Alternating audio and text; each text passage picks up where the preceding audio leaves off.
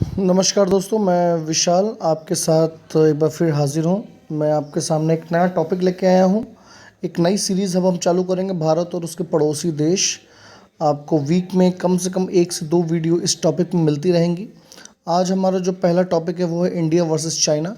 भारत और चाइना के बीच में क्या संबंध है, क्या जब से 2014 का चुनाव हुआ है, जब से बीजेपी की सरकार आई है, तब से लेके अभी तक क्या इसमें बदलाव हैं और क्या नहीं है, ये सारी चीज़ें हम लोग जानेंगे। ठीक है। भारत और चीन, ये एक ऐसे की तरफ आप ले सकते हैं, आप चाहें तो अपने एग्जाम में निबंध भी इस पे लिख सकते हैं। ठीक है। भारत और चाइना एक जटिल रिश्ता। भारत और चीन के बीच रिश्ता जटिल और गतिशील रहा है।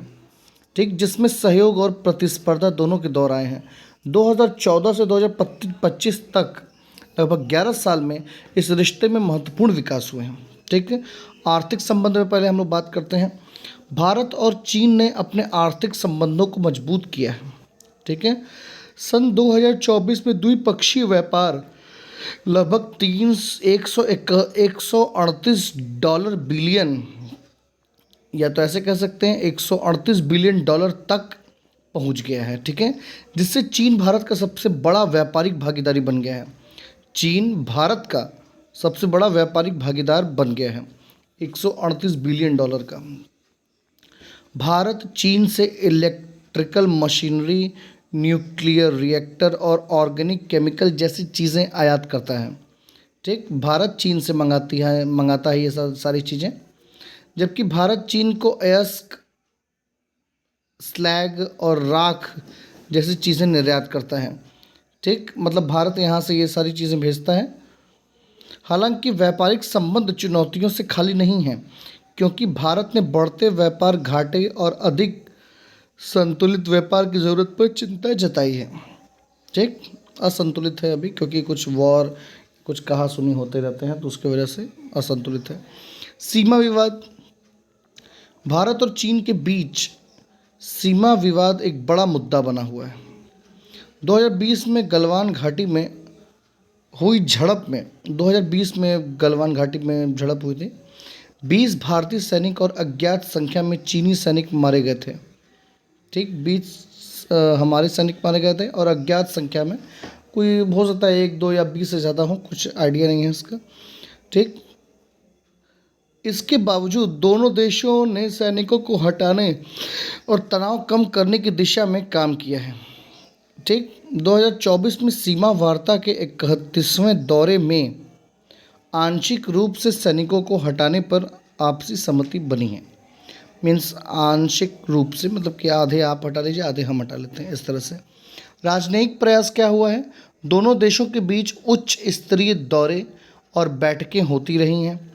2025 में प्रधानमंत्री नरेंद्र मोदी और चीनी राष्ट्रपति शी जिनपिंग एससीओ शिखर सम्मेलन में मिले और भारत ने 5 साल के निलंबन के बाद चीनी नागरिकों को पर्यटक वीज़ा देना फिर से शुरू कर दिया। ठीक, चीनी नागरिकों को पर्यटक वीज़ा देना फिर से शुरू कर दिया। दोनों देश व्यापार, अर्थव्यवस्था और आतंकवाद विरोधी जैसे क्षेत्रों में सहयोग करने पर भी सहमत हुए हैं। चुनौतियां और अवसर। क्या चुनौतियां और क्या अवसर हैं? भारत और चीन के बीच रिश्ता चुनौतियों और अवसरों दोनों से भरा है। हालांकि सीमा विवाद एक बड़ी चुनौती बना हुआ है, लेकिन दोनों देशों के बीच आर्थिक पूरकता और बढ़ता व्यापार सहयोग के अवसर प्रदान करता है। जैसे जैसे दोनों देश अपने जटिल रिश्ते को आगे बढ़ाएंगे, उन्हें क्षेत्रीय स्थिरता और सहयोग की ज़रूरत के साथ साथ अपने प्रतिस्पर्धी हितों को संतुलित करना होगा।